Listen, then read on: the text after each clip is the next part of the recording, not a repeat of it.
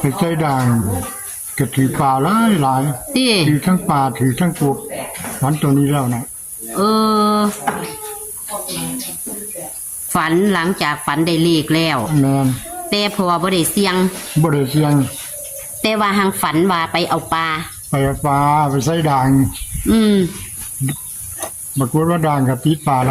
ลาย โอ้ แล้วก็ติดทั้งกบถ้าว่าปลาบ่ได้จับเลยจับเอากบ2ตัวมันติดด่างมันเกี่ยว ค่ะ ค่ะ ไปกำเอากบ โอ้กำเอากบน้ำอีก ก็เอาด่างมันก็บ่มีมือแล้วนะ อืม มือนี่กำกบไปแล้วนะ ค่ะ อ่า ได้กบแล้ววันเถาะ ก็ อืมเทิงไปได้ปลาเทิงไปได้กบ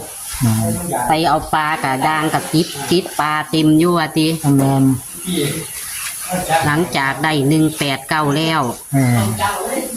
ปลาถูมันบ่แม่นเข่าละติขันวางสันพอ รถตัดอยู่ เพราะว่า ฝันว่าได้กบ มันกับเก่าอยู่แล้วแม่นบ่ปลากับ8อยู่แล้ว มันกับมาเข่าตัวนี้คือเก่าตัวนี้พอเออ